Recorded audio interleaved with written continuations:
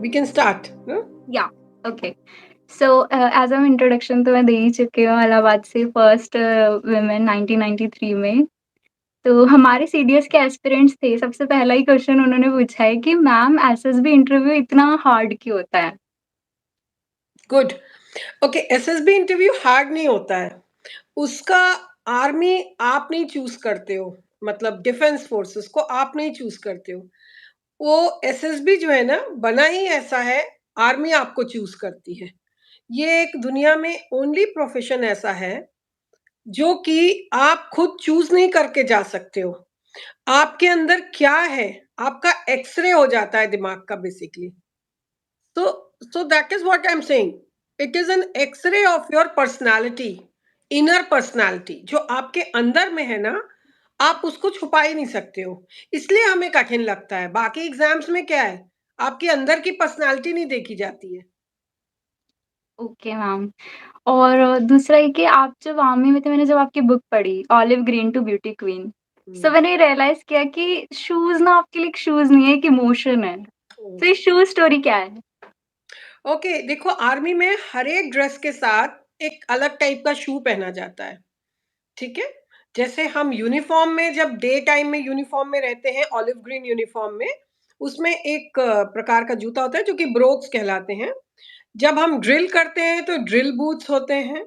जब हम जंगल में जाते हैं, जो हम फील्ड मार्च करते हैं, रात में नाइट मार्च कर रहे हैं या कोई एक्सरसाइज कर रहे हैं, तो कॉम्बैट बूट्स होते हैं, वो अलग टाइप के जंगल बूट्स होते हैं। फिर पीटी शूज होते हैं। तो हर एक चीज का ना एक शूज का बहुत ज्यादा ही महत्व है आर्मी में। बिकॉज शूज से अगर आप देखोगे, आपकी पूरी पर्सनालिटी चेंज हो जाती है। यस मैम, जब आई एग्री। यू अग्री, अगर आप सिविल में भी देखो, आप शू पे, आप मेट्रो में चल रहे होगे ना दिल्ली में, आपका मुंह उठा नहीं सकोगे ऐसे, आपके निगाहों में सब जूते जूते दिखाई दे रहे होंगे अगर आप नीचे देख रहे होगे। But you can assess the personality of the wearer of that shoe just by looking at the shoe, कि ये किस प्रकार का इंसान होगा या होगी। और यस मैम। जैसे कि मैंने अपनी बुक में लिखा है olive green to beauty queen में, उसमें कि आप जब ड्रिल बूट पहन के ड्रिल करते हो, ड्रिल स्क्वायर पे, ओटीए में, तो आपके अंदर जो एक जज्बा आता है ना, जब आप उस ड्रिल को करते हो, जो ठक से आवाज आती है, वो अपने यस आप मैम। में एक बहुत गजब का एहसास है। Confidence. Yes confidence, ma'am, of course. Confidence. Okay, so ma'am ये coming from a male dominated society, तो या 14 इयर्स जो आपके आर्मी में रहे, तो हाउ डिफिकल्ट कि पहले आर्मी में जाना, फिर वहाँ पे लगातार बने रहना और उसके बाद का स्ट्रगल? बहुत अच्छा क्वेश्चन है ये ऐश्वर्या, बिकॉज आर्मी में जाना उस जमाने में 1993 में सेलेक्ट होना, जबकि हमारे आस पड़ोस किसी को ये ज्ञान ही नहीं था कि कोई लड़की आर्मी में जाती है। तो कोई एग्जाम्पल ही नहीं था। जैसे होता है ना, हमारे रिश्तेदार बोलते फलानी की लड़की, ढिकनी की एग्ज़ैक्टली लड़की ने मैम। किया है ना।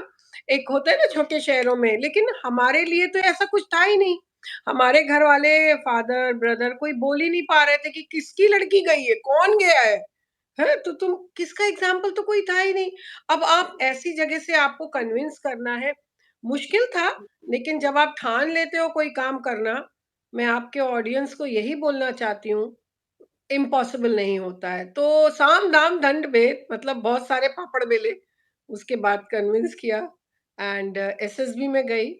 एंड एसएसबी के बाद मेरे फादर, मेरी जो अपकमिंग बुक है नो वुमेन्स लैंड, वो जरूर सब लोग को पढ़ना चाहिए। उसमें एग्ज़ैक्टली, मैं for sure ma'am, for sure we will उसमें डेफिनिटली रीड योर बुक। या उसमें पता है क्या मैंने लिखा है, कि मेरे फादर मुझे ओटीए छोड़ने गए थे, सोचो, मुझे ज्वाइन कराने के लिए। एंड नॉट ओनली ओटीए, उसके बाद मेरे को फर्स्ट यूनिट में भी छोड़ने गए।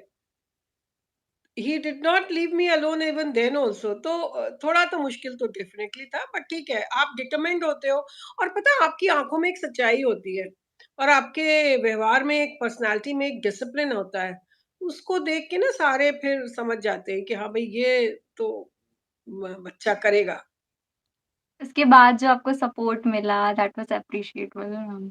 हाँ, उसके बाद मुझे बहुत सपोर्ट मिला, वो जब मैंने प्रूव कर दिया कि नहीं, मैं, जैसे कि मैं जब घर गई, इलाहाबाद अपने कमीशन होने के बाद तो सारे जब न्यूज़पेपर वाले आ गए कि ये फर्स्ट महिला है घर इलाहाबाद से लड़की है। आई वाज़ जस्ट 24 कि इलाहाबाद से गई। तो ऑब्वियसली सबको बहुत प्राउड हुआ एंड सबको विश्वास ही नहीं हुआ कि मतलब ऐसा कुछ करके आ गई हूँ। तो ये ऊपर वाले की दुआएँ हैं और आशीर्वाद है और लोगों की दुआएँ हैं बस बेसिकली और कुछ नहीं है। Yes ma'am. Ma'am do you believe कि आर्मी में जाने से पहले आप में ज़्यादा फेमिनिनिटी थी? उसके ना बाद नहीं, नहीं never, you are always a boy, I was like always a tomboy, dark tomboy. My brother used to get scared while going in the washroom और वो मेरे से बड़ा है और मैं 7th 8th में भी इतनी बहादुर थी, हाँ, चलो कोई भूत-वूत नहीं होता, मैं लेके चलती हूँ तुम्हें ना। हाँ, आपने मेंशन भी किया है मतलब हाँ, मैं और मैं मेरे अंदर डर डर तो था ही नहीं मेरे अंदर, मुझे तो पता ही नहीं था डर क्या होता है। और उसके बाद की लाइफ़ आपके लिए कैसी रही? मतलब आर्मी में 14 इयर्स लाइक परमानेंट कमीशन और फिर सिस्टम से आपने लड़ा, तो 14 हाँ, इयर्स बहुत लंबा टाइम होता है। जब हम लोग इंडक्ट हुए थे हमारे बैच के, हम सिर्फ़ 5 साल के लिए इंडक्ट हुए थे। मगर हमारा जब परफ़ॉर्मेंस हमारे बैचेज़ का हमारे से 2 बैच पहले और आगे के 2 बैच, 5 बैचों का जब परफ़ॉर्मेंस इतना गज़ब का हो गया, तो लोगों को लगा कि नहीं, ये जो लड़कियाँ हैं कुछ प्रूव करने आई हैं और हमें कोई लालच नहीं था कि हम कहाँ जाएँ, हमें पता ही नहीं था हम कहाँ तक जाएँगे। हम किस पोज़ीशन तक जाएँगे हमें पता ही नहीं था। So then they decided to make it 10 years अपने आप, ठीक है? 10 इयर्स के बाद उन्होंने फिर 14 इयर्स के लिए मैंने थोड़ी-सी स्ट्रगल करनी पड़ी मुझे काफ़ी ज़्यादा। फर्स्ट और सेकंड बैच चले गए थे घर एंड मेरा थर्ड बैच था। तो थर्ड बैच के लिए मैंने काफ़ी स्ट्रगल करके उसको 10 टू 14 में मेरे को एफर्ट डाल के हो गया ख़ैर। तो हम लोग 4 ही लेडी ऑफिसर्स थे हमारे बैच के जो बचे थे आउट ऑफ 25 लेडी ऑफिसर्स, तो जिन्होंने 14 किया। 14 के बाद फिर कुछ नहीं कर पाए हम, बाहर आ गए क्योंकि वो थोड़ा-सा उस वक़्त डिसीज़न ये हुआ कि अब 14 के बाद नहीं जाएँगी लेडी ऑफिसर्स। तो हम नेचुरली बाहर आ गए। बहुत कोशिश करी, बहुत ज़्यादा यस मैम, कन्विंस करने की कोशिश करी। 2014 हाँ, और तब तक सिस्टम भी बहुत ज़्यादा अ, एज़ सच तुम देखो इंडिया भी बहुत इवॉल्व हो गया था, सोसाइटी चेंज हो रही थी बहुत तेज़ी से। तो शायद उस समय 2008 में मैंने छोड़ा और हमारे जो जूनियर बैचेज़ हैं, वो लोग भी छोड़ने लगे थे, लेकिन उसके बाद फिर उन्होंने एक सिस्टम को चैलेंज किया, हमने भी किया। फिर चलता रहा वो युद्ध काफ़ी दिनों तक और मैं 2015 में जीत भी गई थी और मुझे वापस भी बुलाया गया था। लेकिन ड्यू टू माय मेरी ऑलरेडी मैं बाहर एस्टेब्लिश कर लिया था काफ़ी कुछ मैंने। तो मुझे उस वक़्त लगा कि अब मुझे अपने लिए नहीं जीना है। मुझे मतलब अपनी अपनी लाइफ़ को ही नहीं देखना है, मुझे अपने परिवार के बारे में भी देखना है। तो उस समय मैंने डिसीज़न लिया, मैं नहीं गई। Yes ma'am. मैम नाउ-अ-डेज़ ना बच्चे ऐसे सोचते हैं जो यंगस्टर्स होते हैं कि उनकी लाइफ में एक ऐसा फ़ेज़ आ जाता है जब बिल्कुल एक्साइटमेंट खत्म हो जाती है। उनको ऐसा लगता है कि लाइक अब थोड़ा-सा भी अगर उनकी लाइफ में थोड़ी भी नेगेटिविटी आती है या थोड़ा-सा भी एक ठहराव आता है, उससे वो हुँ। सोचने लग जाते हैं कि यही ज़िंदगी का अंत है, यानी डिप्रेशन सा हो जाते हैं। तो एक मोमेंट में आपकी लाइफ में एक ऐसा फ़ेज़ आ गया था आफ्टर आर्मी कि लाइक अब मैं क्या करूँगी? आपने इस बुक हुँ। में भी मेंशन किया है। तो आप हाँ, उन बिल्कुल, फ़ेज़ेज़ को बिल्कुल सही बोला ऐश्वर्या, मेरे लाइफ़ में ये मोमेंट आया था, मैं आप सभी लोग को बताना चाहती हूँ, कि एक टाइम पे ये आ गया था मतलब जब मैं आर्मी से निकल आई, अब मैं क्या करूँ? मैं एकदम बिल्कुल ही लॉस्ट हो गई थी, डिप्रेस्ड हो गई थी, क्योंकि I was somebody and from somebody to nobody, है ना? आप हाँ। आपको सैल्यूट्स मिल रहे थे, आप ऑफ़िस जा रहे हो तो there are people who are saluting you, you are saluting your superiors. अभी तो मैं ना किसी को सैल्यूट कर रही हूँ, ना मुझे कोई सैल्यूट कर रहा है।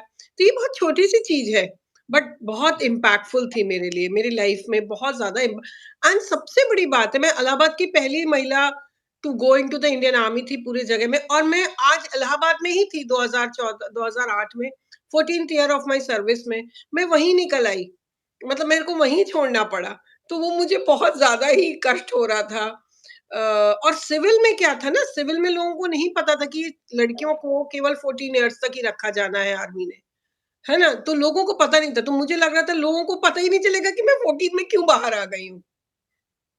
एग्ज़ैक्टली और लाइक आपने ऐसे बताया तो आपने मेंशन भी किया है कि कई लोग आपको रिटायरमेंट जैसे हाँ, मतलब वेटिंग एजुकेशन का मतलब इतना पॉपुलर नहीं था उस वक़्त। करेक्ट। उस वक़्त रिलीज़ लोगों का को नहीं कुछ था, समझ में शॉर्ट नहीं सर्विस था। का नहीं था, लोगों को पता ही नहीं था कि लड़कियों ने 14 और 14 करके आई वाज़ लाइक 38, 39। अब वो मैं काफ़ी एज तो थी, लेकिन वो लोगों को समझ में नहीं आया ये कैसे रिटायर हो गए, इस यंग एज में कैसे रिटायर हो गए। तो वो लोगों को पता एग्ज़ैक्टली। ही नहीं था बाहर की दुनिया में क्या है। 38 इयर्स के बाद भी आपने अपनी जर्नी चालू रखी, अपने आगे एम्बिशंस को जारी रखा, बुक्स लिखी, हाँ, इतनी सारी हाँ। एंथोलॉजीज़ लिखी। तो मैं चाहूँगी कि जो हमारे मिड एज के जो महिलाएँ हैं स्पेशली जो हुँ। सोचती हैं कि अब हम मतलब मैरिज हो गई, अब बच्चे हो गए, फैमिली हो गई, उसके बाद अब किस तरीके से अपने पैशन को ज़िंदा रखें? लाइक ओके, तो मैं आपके मिड एज व्यूअर्स को यही बताना चाहती हूँ, महिलाओं को। पहली बात, हमारी ज़िंदगी पूरी रोलर कोस्टर है, हम ऐसे ही भागते रहते हैं, बहुत सारे कामों में व्यस्त हैं। बिना हमारे इन्वॉल्व हुए कोई काम हो भी नहीं पाएँगे घर में। और भगवान ने ना महिलाओं को बहुत ज़्यादा इंटेलिजेंस दिया है। मेन के अपेक्षा मुझे लगता है ये कोई बराबरी का वो नहीं है, क्योंकि हम मल्टीटास्किंग करते हैं, हम बहुत सारे काम कर लेते हैं। लेकिन मैं सभी महिलाओं को कहूँगी, आप अपने को प्रिज़र्व करो, अपने भी रक्षा-सुरक्षा करो, अपने को प्रिज़र्व करो, अपने को ही इवॉल्व करो। अच्छा, मेरा एक क्वेश्चन है सभी आपकी महिलाओं से, आप लोग क्या बनना चाहते हो? ह्यूमन बीइंग्स या इवॉल्व्ड ह्यूमन बीइंग्स? तो मेरे हिसाब से आप आंसर दे सकते हो उनके बिहाफ़ पे, क्या बनना पसंद करोगे? क्या कहलाना पसंद करोगे? इवॉल्व ऑफ कोर्स कि जिस क्या? तरीके से हम हमारे एम्बिशंस कभी खत्म नहीं होने चाहिए लाइक लाइफ कभी एंडिंग जब तक हम हैं जब लाइफ एक फुल ऑफ लाइफ जीनी चाहिए अभी हमें। एग्जैक्टली, तो इवॉल्व ह्यूमन बीइंग, क्योंकि डार्विन थ्योरी कहती है जब हम इवोल्यूशन नहीं करेंगे तो हम एक्सटिंक्ट हो जाएंगे, हम स्टैग्नेशन हो जाएगा। तो इवोल्यूशन के लिए हमें लर्निंग के लिए हमें स्मॉल टाइम टारगेट्स हाथ में होने चाहिए। अमिताभ बच्चन को देखिए, उसने यस बड़े जो बड़े टारगेट्स थे अपनी जिंदगी के, शायद बेटी की शादी करना, बेटे को एस्टैब्लिश करना, ये सब उसके बहुत साल पहले ही पूरे हो गए थे। मगर उसको उसने क्या किए, छोटे छोटे टारगेट भी अपने हाथ में रखे, जिससे उसकी ज़िंदगी अमिताभ बच्चन जी की ज़िंदगी आज देखिए आप, कितनी खूबसूरत ज़िंदगी। एटलीस्ट हम लोग बाहर से देखते हैं कि वो कुछ ना कुछ कर रहे हैं, तो हम क्यों ना उस चीज़ को आइडल मान के चलें। मैं तो बहुत ज़्यादा, and not only that, Amitabh Bachchan has constantly changed himself, adapted himself to the new thing. तो ये मैं महिलाओं को ज़रूर कहना पाऊँगी, वरना हम पीछे रह जाएँगे। Yes ma'am after all constant change is life hmm. Life में हमेशा चेंजेस आने चाहिए हाँ, इंस्पिरेशन नहीं रहती है। बिल्कुल। After winning best mother award in Tanishq हुँ। 2008 यू हैव सेड कि मेरे पेट में ना बटरफ्लाइज थी तो हाँ। जैसे ही आपको पता चला और दे ऑल वर ना विमेन विमेन हुँ। बटरफ्लाइज वी या लाफ्ड सो हार्ड लाइक आप किस तरीके से बताना चाहेंगे आप ऑलरेडी एक लेडी थी उसके बाद भी आपकी फेमिनिटी और आप में इतना डिफरेंस था। हाँ, क्योंकि इंडियन आर्मी में जब मैंने जॉइन किया as a very young girl at the age of 24, and हम 2 पेयर में 2 लोग थे, बाकी एवरीथिंग वाज़ नॉन फेमिनिन। मतलब हमारे commandant, deputy commandant, Adam officer, जो हमारे सबऑर्डिनेट्स थे, सभी तो वहाँ पे पुरुष थे ना। हमारे सामने महिलाएँ तो नहीं थी ना जिनसे हम बात कर रहे हों, इंटरैक्ट कर रहे हों डेली बेसिस पे। तो आप क्या होता है ना, एक ह्यूमन टेंडेंसी है, आप अडैप्ट करने लगते हो अपने सराउंडिंग्स में। आप जैसे मोगली, मोगली को जंगल में छोड़ दिया गया, उसने विश्वास कर लिया कि वो एनिमल है। Yes ma'am. आप समझ रहे हो? तो मेरे को छोड़ दिया गया ऐसे जगह में जहाँ एवरीथिंग इज़ नॉन फेमिनिन, तो मैंने अपने को धीरे-धीरे विश्वास करने लगी, या मैं खुद में समाने लगी, मैस्कुलिनिटी आने लगी मेरे अंदर। मैं दिन-रात वही देख रही हूँ, उन्हीं तरीके की बातें कर रही हूँ, उन्हीं लोग के बीच में बैठी हूँ। लंच, डिनर सब वही कर रहे हैं साथ में, मतलब इस तरीके से हम लोग मेस में बैठे। आपको सारे वो प्रोटोकॉल फॉलो करने, तो आप कहाँ दिखाओगे फेमिनिटी? एग्जैक्टली। और सो हमारे डू तो बहुत मजेदार बात बताना चाहती हूँ आपके सारे व्यूअर्स को। एक मेरी बुक आएगी, humour in and out of uniform. उसमें एक ह्यूमर एपिसोड है मेरा। मेरे कॉस्मेटिक्स और मेल ऑफिसर्स के कॉस्मेटिक्स सेम होते थे। क्या होता था? एक बोरोलिन, एक पियर्स साबुन, एक कोकोनट हेयर ऑयल, एक निविया क्रीम, बस इट वाज़ सेम। हम सभी यंग ऑफिसर्स पीटी फील्ड में एक ही खुशबू आती रहती थी सबकी पर्सनैलिटी से। सो डू यू बिलीव मैम कि 14 इयर्स पहले जब मतलब ये सब था, जब आप आर्मी में थे, तब हिम फेमिनिज़्म मतलब वहाँ पे इक्वल था, लाइक सभी आर्मी ऑफिसर, सभी जवान कहलाएँगे और अब वक़्त बदल रहा है, ट्रेंड बदल रहा है। हुँ। अब ज़्यादा मतलब जो आर्मी ऑफिसर्स होती हैं, अब वो थोड़ा उनके उनमें फेमिनिज़्म ग्रेज़ भी होता है। हाँ, अभी थोड़ा ज़्यादा से देखो अभी क्या है एक यूनिट में 3-4 लेडी ऑफ़िसर्स भी हैं। अभी मैं अम्बाला की एक अपनी पुरानी यूनिट में गई, वहाँ देखा मैंने 3-4 लेडी ऑफ़िसर्स हैं। तो अभी क्या है और अडैप्टेबिलिटी अब जो मेल ऑफ़िसर्स हैं, they have also started accepting कि हाँ, ये दे आर पा अभी इनिशियली हमारे लिए तो उनके लिए भी बहुत मुश्किल था। हमको एक्सेप्ट तो किया, बट उनको उन्हें नहीं समझ में आता था कि हमको किस तरीके से ऑफ द ड्यूटी कैसे बात करें मतलब वो ऑफ द ड्यूटी भी बहुत ही हम लोग वन आर्म डिस्टेंस रख के बात करते थे बड़े फॉर्मल बहुत ही प्रोटोकॉल को फॉलो करना बिल्कुल डिसिप्लिन रहना मजाक नहीं करते थे हम बहुत सीरियस रहते थे अभी धीरे धीरे as such the country is evolving when CD driver ने सॉरी सीडी जब आप लेने गए आपके मिसेस इंडिया कॉन्टेस्ट के लिए, तो सीडी ड्राइवर ने आपको मतलब डिले करवाया आपकी सीडी के लिए। तभी एक सेंटेंस आता है बीच में, I was always almost about to hit him. So do you believe that कि आर्मी में आप किस तरीके से अपना एंगर कंट्रोल करते हैं लाइक वेरी गुड सिविलियंस वाले क्वेश्चन काम में? या वेरी गुड क्वेश्चन सी आर्मी में एक बहुत खूबसूरत चीज सिखाई जाती है अडेप्टेशन और आप कोई भी चीज इन प्रोपोर्शन ने ही करते हो हर चीज इन प्रोपोर्शन करते हो जब आपने यूनिफॉर्म पहन ली ना आपका एंगर आपका हर एक प्रकार का इमोशन बहुत ही बैलेंस्ड बहुत ही डिसिप्लिन और बहुत ही कमांड के अंदर रहता है आप किसी भी चीज को आप बहुत ज्यादा एक्सप्रेस नहीं करते हो जितना जरूरत है जितना सिखलाया हुआ गया है हम उतना ही दिखाते हैं there is a special value of discipline in या आर्मी लाइफ। और नाउअडेज़ आप देखते हैं यंगस्टर्स में वो कहीं न कहीं मिस होती है। They don't follow any schedule, lack of discipline. So आप क्या कहना चाहोगे उनके लिए? लाइक भैया हाउ टाइम टेबल बनाओ और टाइम टेबल फॉलो करो okay.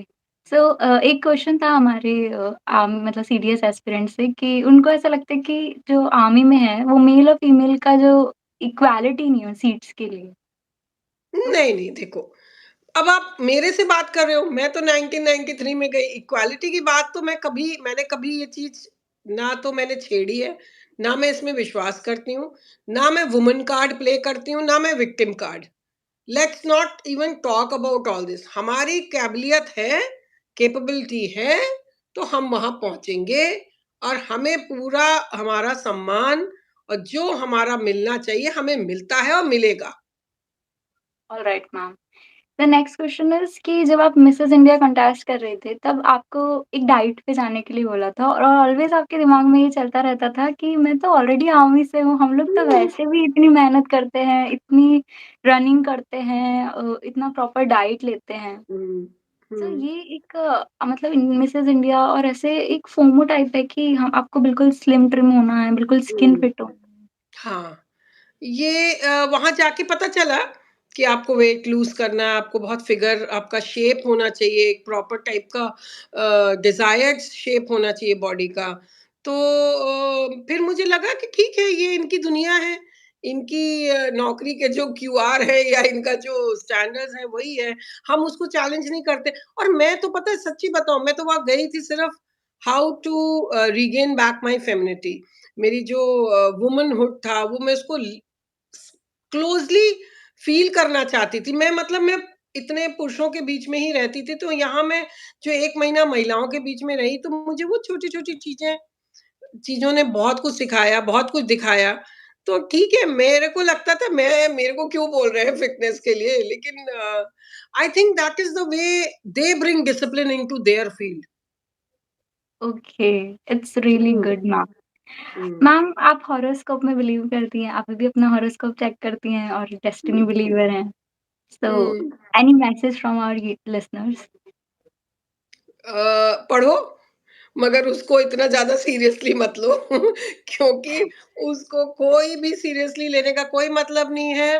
Okay, now let me tell you one very interesting thing on this, a very serious note पे मैं उन ओके, सभी स्ट्रॉन्ग लोगों को ये मैसेज देना चाहती हूँ, या मैं हर किसी को देना चाहती हूँ जो एक ड्यूअल लाइफ लीड करते हैं। जैसे आप घर में बहुत सबके लिए केयर कर रहे हो, आप सबका काम कर रहे हो, आप फलक्रम हो मान लो घर की, लेकिन आप किसी के सामने रो नहीं सकते हो, आप किसी के सामने अपना दुख नहीं बता सकते हो।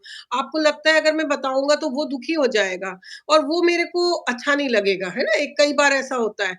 तो या आपको लगता है मैं एक बहुत स्ट्रॉन्ग पर्सन की इमेज है, तो मेरे को ये मजबूत कंधे जो दिए हैं दूसरों को रोने के लिए है, मैं कहीं नहीं रो सकता हूँ या रो सकती हूँ। तो ऐसे लोगों के लिए मैं आपको ज़रूर बोलूँगी, आपके पास मन की जो बात होती है ना, जहाँ खुल के आप अपने भय बता सकते हो, वो हॉरोस्कोप वालों को पकड़ो, जो ये बनाते हैं, जो एस्ट्रो क्या जो टॉक वॉक होते हैं ना, एस्ट्रो जो भी वेबसाइट है, I am not promoting anybody, basically उनमें आप पैसा डालो 100-200 रुपए एंड खुल के बिंदास अपने जो डर हैं वहां बोलो। और जब आप बोलोगे ना, बिलीव मी, वो सुनेंगे और सुनने के बाद आपको जो बोलेंगे, आप रोने भी लगोगे शायद, आपको महसूस भी होगा, लेकिन बिलीव मी, आपकी वहां एक रियल पर्सनालिटी निकल के आएगी। So this is the फायदा of horoscope or this science of astronomy, I would say. Okay, तो ज़्यादा से ज़्यादा एक्सप्रेसिव हूँ, मतलब वहाँ अपने हो इमोशंस पाएँगे, को आप वहीं ज़्यादा हो पाओगे। हाँ, वहाँ हो जाओगे क्योंकि आपको पता ही है अनजान आदमी है, मेरे को तो नहीं जानता ना, ये तो मेरी कुंडली देख रहा है या जो मेरा बर्थ टाइम माँग रहा है, ये कर रहा है। यू डोंट नो ना कि व्हाट ही इज़ थिंकिंग और what she is thinking about you. वो तो एक रिस्पेक्टेड आपने किसी एंटिटी को पकड़ा है अननोन को, बट आप वहाँ खुल के बता सकते हो। It's like a therapy I am saying. जो आपके अंदर जो उबल रहा है, वो आप बाहर निकाल सकते हो वहाँ पे। Alright ma'am. चाहे मिसेस इंडिया कॉन्टेस्ट हो या लाइफ में कुछ भी हो, हमें हुँ, हमेशा अपने एथिक्स पे रहना चाहिए। लाइक आपने अपनी बुक्स में भी लिखा है कि वहाँ पे कोई भी डिमांड हो, बट आपने अपने वर्क एथिक्स बनाए रखे, अपने अपने कुछ रूल्स एंड रेगुलेशंस थे जो आपने बहुत अच्छे से उस वक़्त निभाए। करेक्ट। तो व्हाट्स योर मैसेज? रूल कभी नहीं छोड़ने, अपनी बाउंड्रीज तैयार करो। अपनी बाउंड्रीज हमेशा लाइफ में तैयार करो और उस बाउंड्री को मत तोड़ो किसी के लिए भी, किसी भी चीज के लिए। You should be clear in your heart, आपकी बाउंड्रीज क्या है, और अगर कोई दूसरा उस बाउंड्री के अंदर स्टेप करता है, उसको रोको वहीं पे। डू यू थिंक कि आजकल के यंगस्टर्स बहुत कमज़ोर है इस बारे में कि अपनी अपनी कोई बाउंड्री से सेट नहीं है ज़्यादा? ओके, मैं आज की जनरेशन के यंगस्टर्स को पहले तो I really want to give my affection and love and blessings, क्योंकि और मेरा सेंटेंस बहुत स्ट्रांग है, प्लीज इनको सब तक पहुंचाइए। आज की जनरेशन बेहद प्यारी जनरेशन है, बेहद थैंक यू सो अच्छी मच है, मैम। बेहद इंटेलिजेंट है, बहुत इवॉल्व है, बहुत समझदार है और बहुत बैलेंस्ड है।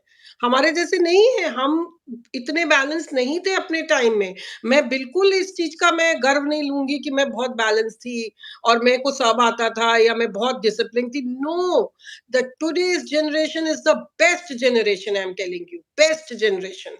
और बहुत समझदार है। बस हमें क्या है, हमने ऐसे बड़े बुजुर्गों ने, मतलब हमारी जनरेशन के लोगों ने और हमसे बड़े लोगों ने इन बच्चों को, आपकी जनरेशन को ऐसे कहते, अरे ये तो बिगड़े हुए, अरे इनको तो सब कुछ मिलता है, अरे इनको कोई पता नहीं है स्ट्रगल क्या है। This is a very bad statement from anybody, I don't subscribe to this. क्योंकि ये हर जनरेशन में एक जनरेशन से ज्यादा सुविधाएं मिलेंगी, लग्जरीज मिलेंगी, अपॉर्चुनिटीज मिलेंगी, मगर हम इसके लिए ये नहीं कह सकते हम बड़े खराब जगह में थे, आप बहुत अच्छी जगह में हो, या हम छतों पे सोते थे, आप तो एसी में सोते हो। What nonsense, what nonsense, this is not good. आप लोग की जनरेशन बेहद अच्छी है, बेहद स्मार्ट है, बेहद बैलेंस्ड है। And I want to give just one message to all the younger generation, just थोड़ी सी, आप लोग को ना बहुत ज्यादा मेहनत करने की जरूरत नहीं है। आप ऑलरेडी बहुत हाफ मेहनत आपकी ऑलरेडी, क्योंकि आप इंटेलिजेंट हो और आप अवेयर हो, आप अलर्ट हो। आपको, अरे यार, जितना हमारे बाबा के टाइम में लोग ड्रिंक करते थे, दारू पीते थे, उतना आज का जनरेशन कितना अवेयर है थोड़ी ना करता है। कितने जनरेशंस डाउन लोगों ने, मेरे बाबा, मेरे आई थिंक बाबा के नाना के जो पिताजी, नानी के पिताजी जो थे, they sold off all their property drinking only. Oh my God! मतलब आई एम टेलिंग यू, उस जमाने में हर ऑलमोस्ट हर घर में ऐसा होता था। कई लोगों ने अपना घर-वर सब कुछ भिजवा दिया बिकॉज़ ऑफ द। और मेरे टाइम में क्या था, dowry deaths. I have grown up in the era reading newspaper of dowry deaths. तो मैं कैसे कह सकती हूँ मेरी जनरेशन की चीज़ अच्छी थी या उस समय ज़्यादा अच्छा था? आज के तो मैं बहुत प्यार दे रही हूँ इस बात का कि आप लोग वाक़ई बहुत अच्छे बच्चे हो, वाक़ई बहुत अच्छी जनरेशन है। आपको पता है गलत और सही क्या है, और आप लोग कोई जानबूझ के गलत काम नहीं करना चाहते हो, और ऐसे भी नहीं, you are very aware generation. So इसी चीज में अगर थोड़ा सा आप लोग ने थोड़ा सा फोकस कर लिया, oh, you people will win the war. Thank you so much ma'am for the whole younger generation. Okay, एक चीज़ में ये थी कि जब आप इलाहाबाद से निकले 1993 में, तब जो कॉन्फिडेंस था आपका, फिर आर्मी में जो कॉन्फिडेंस था और अब जो कॉन्फिडेंस है, लाइक आपने अभी मोक्ष जो अभी लिटरेचर फेस्टिवल हुआ था, अभी आपने अटेंड किया था, उसमें भी आपका जो कॉन्फिडेंस था वो बहुत काबिल-ए-तारीफ़ था। तो कैसे हम अपना कॉन्फिडेंस बरकरार करें और कैसे हम अपने कॉन्फिडेंस को और ज़्यादा निखारें? ओके, देखो, कॉन्फिडेंस के लिए सबसे पहला गुरु मंत्र है, अकेले में बोलना प्रैक्टिस करो। ठीक है? Okay, keep okay, talking, keep talking. Drive कर रहे हो तो बोलो, कहीं पे आप लोग ना बस इतना करो, ये जैसे अभी क्या है, इंस्टा रील देख रहे हो या टीवी देख रहे हो या नेटफ्लिक्स देख रहे हो, उसमें क्या है, आपकी बोलने की प्रैक्टिस कम हो जाती है, आप सुनते रहते हो, मोनोलॉग है। सो इंस्टेड ऑफ दैट, आप जब चल रहे हो, वॉक करने जा रहे हो, जो भी करो, आप अपने आप से बोलो, वॉशरूम में हो बोलते रहो। Keep talking about situations, keep talking, और इमेजिनरी सिचुएशन बनाओ। सोचो आपके सामने बहुत सारे ऑडियंस हैं, आप ये सिचुएशन को कैसे बोलोगे? Please talk to your own self. I'm telling you, that is one way to develop confidence. Second is, आप अपना रिकॉर्ड करके अपनी आवाज को अपने मोबाइल में अपने को सुनो कि आप कहाँ कहाँ अटक रहे हो, कैसे कर रहे हो, एंड मोर ह्यूमन इंटरेक्शन करो। कॉन्फिडेंस तभी आता है जब आप ज्यादा से ज्यादा ह्यूमन। कॉन्फिडेंस तभी लो हो जाता है जब आप अपने टीवी स्क्रीन में या मोबाइल में घुस जाते हो, क्योंकि वहां कोई आपको किक करने वाला नहीं है ना, आप बस सुन रहे हो, देख रहे हो, सुन रहे हो, देख रहे हो, आप जो आ रहा है वही देख रहे हो। So just get into human interaction and वहां पे बातें करो। जितना आप बात कर पाओगे, बोल पाओगे, सोचोगे, सुनोगे, समझोगे, I think your confidence will increase. So ma'am सबसे ज़्यादा आपको इंस्पायर क्या करता सबसे ज्यादा क्या इंस्पायर करता है? है? Yes ma'am. अमिताभ बच्चन एक है, वो मेरे को इंस्पायर करता है। मुझे लगता है at the age of 80 I should also have so many targets in my hand, oh and my god! या मैं बहुत सारा काम करूं, और मैं मुझे सब कुछ अच्छा लगता है। I love everything, I love doing everything. मुझे ऐसी कोई चीज नहीं है जो मुझे नहीं अच्छी लगती है। Like you are full of life. या this is god has created me. मैंने, मेरा क्या करिश्मा है इसमें, मेरा कोई महानता नहीं है। मैं इस बात का कोई घमंड नहीं कर रही हूँ, और मैं आप सभी ऑडियंस को ये बताना चाहती हूँ, घमंड किस पे शोभा देता है? घमंड उस पे शोभा देता है जिसने क्रिएट किया है। तो वो कर रहा है ना, उसने वो घमंड कर रहा है। ठीक है, he is driving me. It is the my life driver is भगवान जी only and universe. The attitude of gratitude. Absolutely, I live by attitude of gratitude. वही है, वहीं से आ रहा है सब। ओके, सो एक बार आपने बताया था कि जब आप क्लास 7th में फेल हो गए थे आप इंग्लिश में, हाँ, तो जिस तरीके से आपके पेरेंट्स ने आपको सपोर्ट किया उस कंडीशन में, या तो ये आज का ये क्वेश्चन ना पेरेंट्स के लिए स्पेशली कि ऐसी सिचुएशन में वो अपने बच्चों पे जिस तरीके से प्रेशर बनाते हैं पढ़ाई को लेके, बहुत कॉम्पिटिशन है आज के ज़माने में। हम्म। तो आप उन पेरेंट्स को क्या मैसेज देना चाहोगे? ओके, पहली बात तो आपके शो के ज़रिए मैं उन सभी पेरेंट्स को के लिए तालियाँ बजाना चाहती हूँ, जो बहुत ही एवरेज या बिलो एवरेज बच्चों के माता-पिता हैं। It is my sincere applause to all the parents. Let's first of all celebrate being parents of average and below average children. मैं एक बहुत ही एवरेज चाइल्ड थी, बहुत ही एवरेज चाइल्ड, जो कि 7th में जाके फेल भी हो गई। क्यों? क्योंकि I couldn't understand English and all that. तो मेरी मदर ने ट्यूशन करवाए, भेजा मुझे ट्यूशन पढ़ने के लिए। मैंने बहुत मेहनत भी करी उसमें, पिटाई भी खाई होगी आई एम श्योर। उस ज़माने में पिटाई भी होती थी, उस ज़माने में और कुछ नहीं होता था, सिवाय पिटाई होती थी। ओके। तो बहुत कुछ किया होगा आई एम श्योर, बट एक ग्लानि थी, एक शर्म थी, एक जज़्बा था कि ये कैसे हो गया, नहीं होना चाहिए था। So then I tried to मेरी तो ख़ैर हिंदी भी बेकार थी, इंग्लिश भी बेकार थी। मेरा तो ख़ैर बहुत ज़्यादा शायद मेरे ख़्याल से एक साइंस के अलावा मेरा सब बेकार था। मुझे तो ऐसा लग रहा है कि I was very good in science and sports. बाकी चीज़ें मुझे नहीं याद है कि मेरा बहुत अच्छे मार्क्स किसी में आते थे।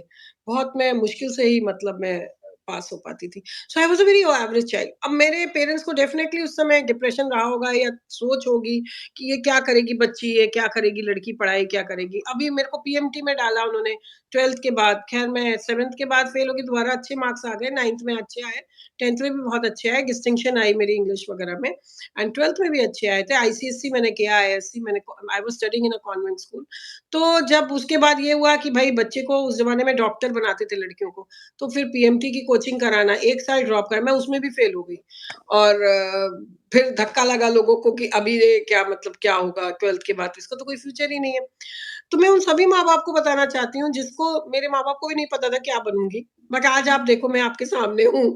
मैं 3 साल बाद मेरा नाम इतिहास में दर्ज हो गया और मैंने एक हिस्ट्री क्रिएट करी है और एक नहीं मैंने कई हिस्ट्री भगवान की कृपा से हुआ है, ये मैंने कुछ नहीं किया, करवाया सब ऊपर वाले ने। So basically what I am trying to tell the parents, please do not feel depressed. हर बच्चा अपनी डेस्टिनी लेके आता है, हर बच्चा हमें क्या देना है, हमें एक एनवायरनमेंट देना है बच्चे को। एक हैप्पी एनवायरनमेंट, एक लविंग एनवायरनमेंट और इतना डिप्रेशन की ज़रूरत नहीं है बच्चों के एवरेज मार्क्स होने का। So let us celebrate average children and below average children also. Okay ma'am, ये बहुत अच्छा मैसेज है जो आज के पेरेंट्स के लिए था। सो मैम फिर आप किस तरीके से ओरिएंट हुए आर्मी को लेके? जब आप ओके, साइंस में हाँ, मतलब मैंने उड़ान सीरियल देखा था। ओह 9th wow! I think I was in कित कौन यूनिवर्सिटी में थी आई think I was in university. First year में आ गई थी मैं शायद तब की बात है, तब ये आता था एंड वो भी मेरे को उड़ान सीरियल इसलिए देखने को मिल जाता था शाम को क्योंकि मैं दिन भर जब स्कूल से आने के बाद I think I used to do all my जो घर के काम मेरे को पापा दे के जाते थे ना, ये कर लेना, होमवर्क हो जाना चाहिए, फिर उसके साथ इधर पानी भी भर देना, ये भी कर देना, सफाई भी हो जाए। Everything I used to do takatak and then I used to get permission to watch Udan. And every day I used to live with Kalyani Singh inside my head. मेरे को बहुत अच्छा लगता था और इनफैक्ट जो मेरी आने वाली बुक है उसमें ये कहानी है कैसे कल्याणी सिंह ने मुझे इम्पैक्ट किया क्योंकि वो भी एक ऐसी ही डोमिनेटेड मेल डोमिनेटेड सोसाइटी में थी एंड देन आई डिसाइडेड कि मुझे तो यूनिफॉर्म ही पहननी है कुछ भी हो जाए I have to command man. तो इस तरीके से आपको इंस्पायर किया कि आपने ठान लिया फिर कि हमें तो आर्मी में ही जाना है। ओके हाँ, मैम। मैं डॉक्टर नहीं बन सकती थी, मैंने देख लिया था कि मेरे अंदर डॉक्टर बनने के गुण नहीं है क्योंकि uh, I look very tough and I am a very tough person and a strong person but मैं अंदर से बहुत सॉफ्ट हूँ। तो मुझे वो दूसरे का पेन मुझसे देखा नहीं जाता था। वो जो पेन ऑफ अ मरीज होता है ना, पेशेंट का जो तकलीफ है ना, मैं उस पेन को महसूस करने लगती हूँ and I live in that pain. तो मुझे समझ आ गया था कि I can not become a doctor, doctor. वो मैं नहीं हो पाऊँगी। तो ट्रू कॉलिंग को कैसे आइडेंटिफाई करें? Okay when I did my graduation उसके बाद मैंने 3 प्रोफ़ेशन चूज़ किए थे। वन वाज़ आर्मी क्योंकि उस समय पता तो होता नहीं है ना कि आपको मिलेगा क्या। एक था फॉरेस्ट मैनेजमेंट और एक था फोरेंसिक साइंस में एमएससी। तो अब आप ये देखो ये तीनों बड़े ही ऊट-पटांग से चीज़ें हैं। मतलब this is not a regular in 90s में ये कोई रेगुलर कोर्सेज़ नहीं थे। तो कहीं न कहीं मैं थोड़ा-सा मेरे अंदर ये रहा है, मैं भीड़ से अलग हट के कुछ काम करना है। ये मेरी ट्रू कॉलिंग तो थी। अपनी अपने फुटप्रिंट्स बनाने हैं। Thank you so much ma'am. So we are done now and thank बहुत यू। अच्छी आज आपसे बात हुई और आपने इतना इंस्पायर किया। I am sure our audience will definitely love this show. I thank you hope so so. Much. And yes many ma'am. people, and I just before we leave, I just wanted to show you that book of mine through your channel. This is my book, Olive Green to Beauty Queen. And please ask all your audience to read this book so that they get motivated and inspired. And then let them write the review also. Let me know how I have written this book. Thank you For so sure, ma'am. I will definitely urge to all of our audience to read this book. much. Yeah. Thank you so much. God bless you, Thank you Aishwarya. so much, ma'am. Thank you.